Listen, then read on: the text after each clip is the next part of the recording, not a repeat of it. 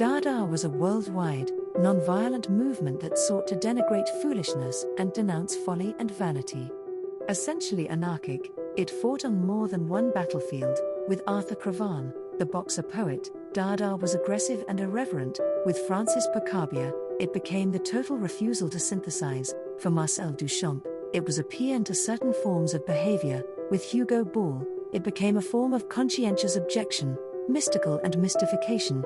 A militant for Richard Huelsenbeck, for Max Ernst, it was all poetry and inventiveness. Tristan Tzara said, "Our intensity is Dada. Dada is an art both for and against unity and vehemently opposed to the future." For Dada wanted to live for the present. It was established on February 5, 1916, in Cabaret Voltaire in Zurich, and both artists and intellectuals living in exile in the city rapidly came to its support.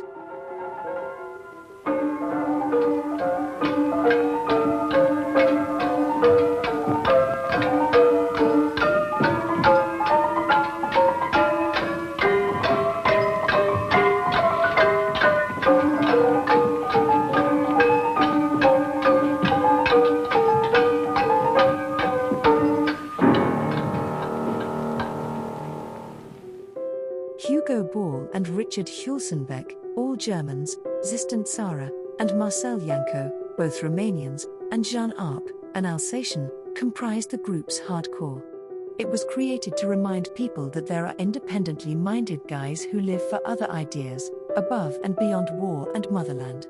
They all have the same abhorrence for violence and a sense of absurdity. Tristan Tzara created a blank slate between 1916 and 1919 by staging nightly gatherings that frequently became fierce clashes and directing the movement's leadership. His experiments promoted systematic uncertainty. 20 years later, Richard Huelsenbeck criticized Tzara for his behavior, saying that Dada should have retained its revolutionary and militant aspects. But Dada merely gathered its belongings and relocated to Berlin, where it quickly put itself into the service of the communist revolution in a defeated Germany. Petitioners and tracts flooded in. A sound poet and photomontage artist named Raoul Hausmann entered the scene. The Berlin Dadaists questioned the specific goals of Dada in a new manifesto. They said, "Dada is German Bolshevism." Caricatures of a crush-obsessed Germany by George Grosz and censorious collages by John Hartfield and Hannah Hawk were also submitted. Dada espoused complete upheaval and opposed art for art's sake in Berlin.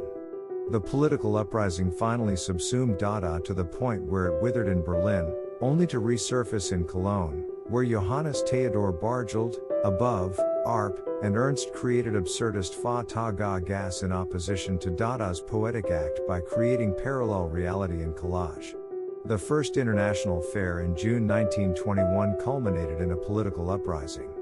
Dada underwent another transformation when Kurt Schwitters created Murs, a myth-synthesizing plastic space poetical art after Arp and Ernst departed and were seduced by Paris.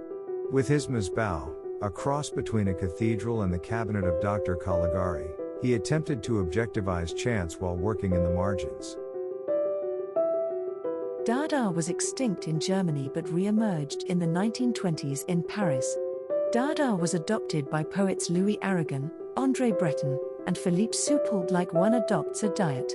Before starting their publication, Literature, in 1919, they saw an examination of language and its value separate from a manner of conduct in Dada. After Rimbaud, Jarry, and the Incoherents, Paris Dada became a literary movement and an anti-bourgeois uprising. Dada attained the type of anti-victory it had always sought at the Salon des Indépendants when riots and scandals came thick and fast. Dada was a way of being and existence. The movement ceased in the following spasm on January 12, 1921. Dada knows everything. Dada spits it all out. Dada does not speak. Dada has no fixed idea. Dada doesn't catch flies. The ministry is overthrown. By whom? By Dada. A girl commits suicide. Because of what? Of Dada. Dada could not help replacing art. For art's sake. With confusion. For confusion's sake. Breton searched for a way out and tried to change direction. Then the euphemistic trial of the edgy, conservative author Maurice Barrès took place.